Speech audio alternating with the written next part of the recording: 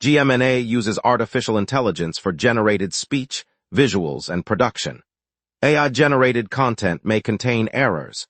Please verify important information before making decisions or taking action.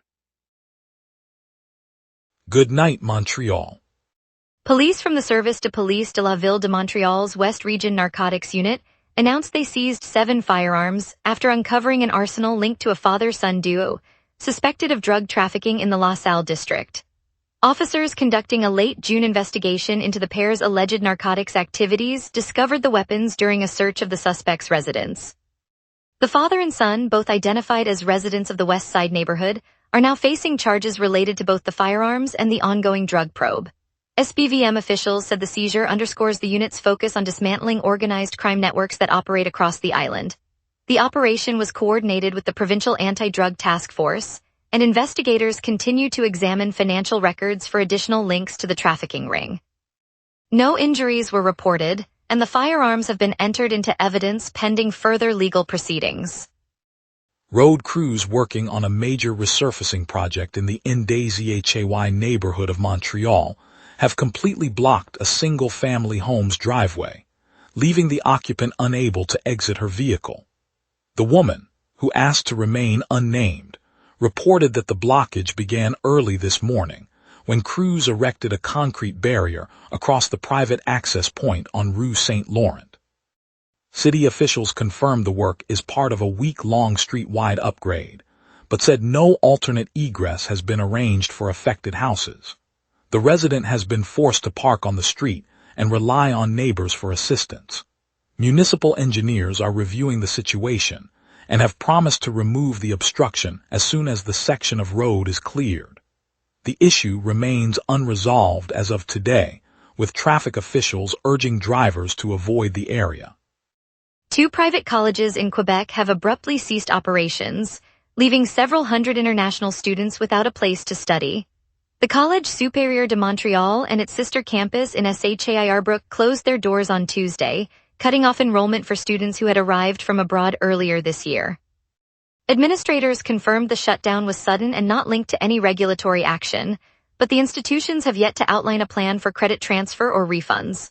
Affected students now face uncertainty about completing their programs, securing new visas, and finding housing in Montreal or Shire.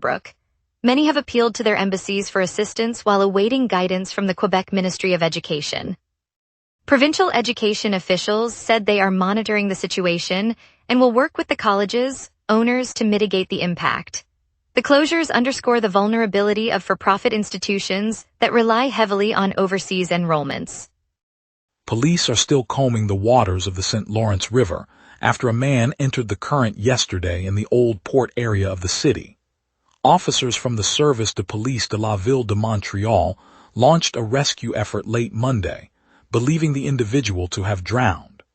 Divers, surface teams, and a helicopter have been deployed, extending the operation into a second day of intensive searching. Search crews are focusing on the stretch between the Jacques Cartier Bridge and the historic waterfront, where currents are strong and visibility limited. Officials said they are monitoring water conditions and have asked anyone who saw the incident to stay near the shoreline for possible assistance. The investigation remains active, with authorities saying they will continue the search until the person is located or a determination is made. The airline has rolled out a dedicated shuttle bus that will ferry Air Canada passengers straight to Montreal Trudeau Airport beginning tomorrow. The service runs on designated express lanes and drops off at a private entrance, cutting travel time compared with regular traffic. Air Canada says the new route is designed to streamline ground connections for its flyers, especially those catching early morning or late-night flights. The buses will operate 7 days a week, with departures timed to match the carrier's most popular flight windows. Riders will be able to board at several key points across the island, including a stop near the downtown core and another in the West End, though exact locations will be posted on the airline's website. The company hopes the added convenience will boost passenger satisfaction and reduce congestion on the main highway corridors. After the game recap, we'll explore the first WNBA weekend at Tempo Arena that electrified fans. We will be right back. Watch the local sunset tonight at 6 p.m. for all your local Montreal news. Welcome back, everyone. We've got the latest headlines. Then Rachel will take us through today's top local stories you need to hear. The inaugural WNBA weekend at Tempo Arena is in full swing, with games that began Saturday and continue today. The league's first foray into the city has drawn packed crowds, and local vendors report brisk business as fans line the streets outside the venue. France Margaret Bélanger, representing Group CH, said the atmosphere has exceeded expectations and expressed confidence that the event can return next year. Organizers note that the weekend showcases elite women's basketball while giving Montrealers a chance to experience the sport up close, reducing the need to travel out of province for similar events. Traffic around the arena has been heavier than usual, prompting commuters to seek alternate routes. The successful turnout is being measured as a boost for the local economy and a promising sign for future sporting calendars. Heat warnings and air quality alerts are now in effect across central Canada, from Regina through Winnipeg, across northern and southern Ontario, and into Quebec. Environment Canada says temperatures stay dangerously high and pollutants rise, prompting the agency to advise residents to limit outdoor exertion, stay hydrated, and keep windows closed. The alerts are today and will remain until conditions improve. Health officials warn that prolonged exposure can trigger heat-related illness and worsen respiratory problems, especially for seniors and young children. Local clinics are preparing for an uptick in visits, and schools are reviewing plans to keep classes cool. Many neighborhoods are opening temporary cooling stations in community centers, offering fans and water to anyone seeking relief. Residents are also reminded to check the Environment Canada app for real-time air quality indexes before stepping outside. Today, the Montreal Alouettes edged the Calgary Stampeders in a high-scoring regular season CFL matchup, finishing 37-30. The victory lifted Montreal to a 4-1 record, while Calgary fell to 2-3. The game stayed close through 3 quarters, but a late surge by the Alouettes, highlighted by a touchdown pass in the final minutes, secured the win. Quarterback Antoine Dupuis threw for over 300 yards, and running back Marcus Levesque added 2 rushing scores that kept the lead within reach. For Calgary, quarterback Jared McAllister responded with a series of completions that narrowed the gap, but the defense could not stop the final drive. The result moves Montreal ahead in the standings as the season approaches its midpoint, giving fans a reason to celebrate while the Stampeders look to regroup for upcoming contests. German kayaker Rudiger Helm is set to touch down in Montreal later today, marking the 50th anniversary of his gold medal triumph at the 1976 Games. Helm, who captured 3 medals, including that gold, in Montreal's own waterways, will be greeted at the airport before joining a short reception at the historic Olympic Basin. Local paddling clubs plan to welcome the legend, hoping his story sparks fresh interest in canoe-kayak programs for youth.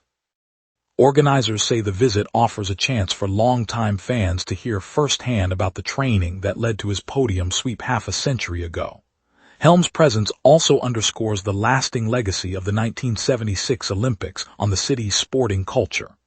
The event runs through the afternoon, with a brief Can-A session scheduled for early evening. Families strolling along the riverfront will have a chance to see him wave from the dock.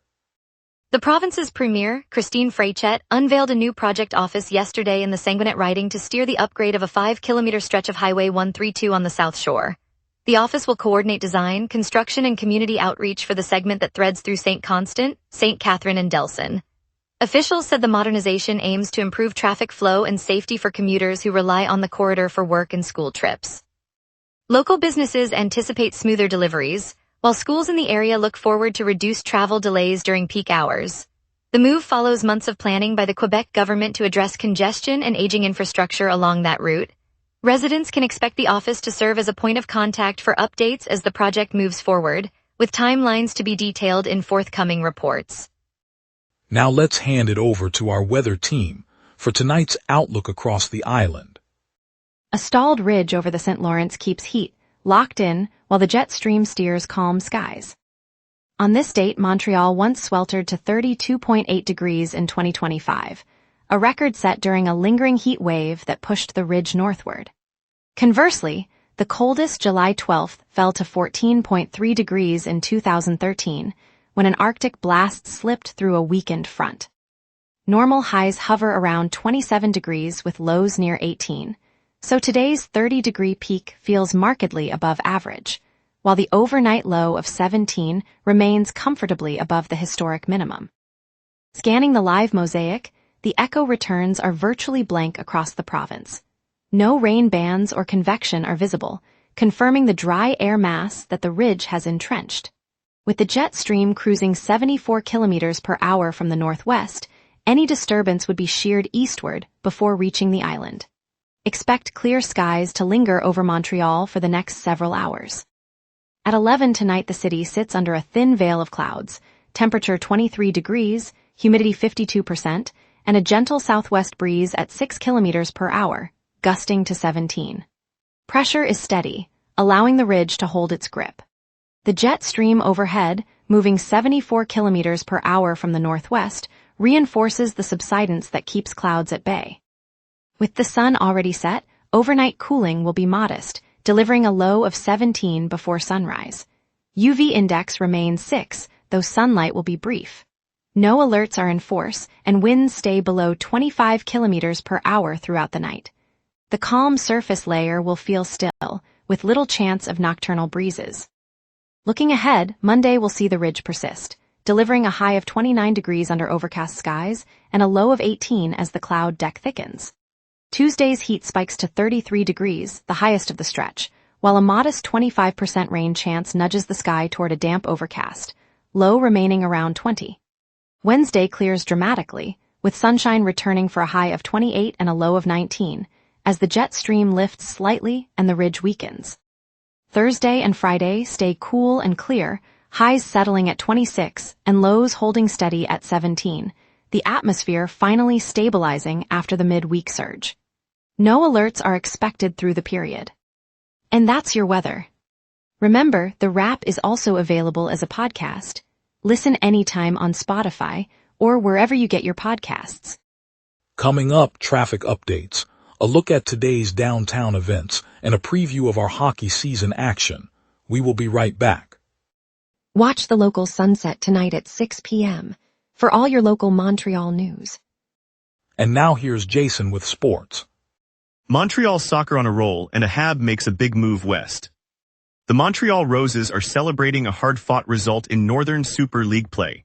Substitute Chloe Minas stepped up in the 77th minute, converting from the penalty spot to give Montreal a 1-0 win over the visiting Halifax Tides on Sunday.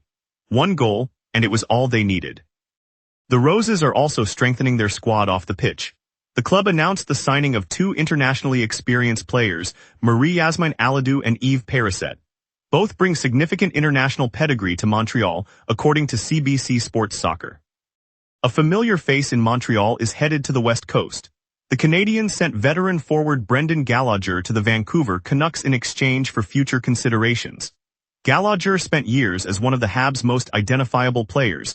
That chapter is now officially closed. In the bustling St. Laurent district, the fire crews from across Montreal converged on the renovated Maisonneuve Park Gymnasium for the Quebec Regional Firefight Championship. The air hummed with the low thrum of diesel engines parked outside, while inside the bright space the smell of fresh rubber and chalk lingered over a row of weighted sleds. Veteran Captain Marie-Claude Tremblay led her team of 8, each wearing the distinctive red helmets that gleamed under the fluorescent lights. The competition tested more than brute strength. A simulated rescue required participants to hoist a weighted mannequin up a narrow stairwell, then navigate a maze of tangled hoses while a timer counted down. When Tremblay partner, rookie Alex Boussachar, sprinted the final 30-meter sprint with a fire hose pack slung over his shoulder, the crowd's cheers rose above the clatter of kettlebells. Their team crossed the finish line together, hands clasped, a testament to the trust forged in countless night calls. Moments like this remind us that the true firefighter's power lies in community, dedication, and the quiet promise to protect each other. On a crisp autumn morning in Repentigny, just northeast of Montreal, residents gathered beside the railway line that had been the scene of a sudden derailment 2 days earlier. The faint scent of diesel lingered in the air as federal officials arrived, led by the minister's appointed observer who would sit alongside the Transportation Safety Board's investigators. A team of rail inspectors spread out along the tracks, their bright safety vests a splash of color against the bare steel. One veteran inspector, a woman with a steady hand honed by 25 years on the line, lifted a cracked rail segment, holding it up for the crowd and explaining in plain terms how the flaw could have sent the freight cars careening off the rails. Children, clutching hot chocolate, watched intently while a local baker handed out fresh croissants to the officials, a quiet gesture of gratitude. By late afternoon, the inspectors had sealed the vulnerable stretch, and the observer signed off on a new safety protocol that will keep the line monitored for the foreseeable future. The community breathed a collective sigh of relief, knowing the tracks that run through their neighborhood are now under vigilant watch. Thanks for joining us, Montreal. The energy of the first WNBA weekend at Tempo Arena really showed our city's passion for sport. We'll be back tomorrow with more stories that matter to you. Stay safe, stay curious, and see you then. And as always, we appreciate your support and the vibrant community that makes every broadcast special.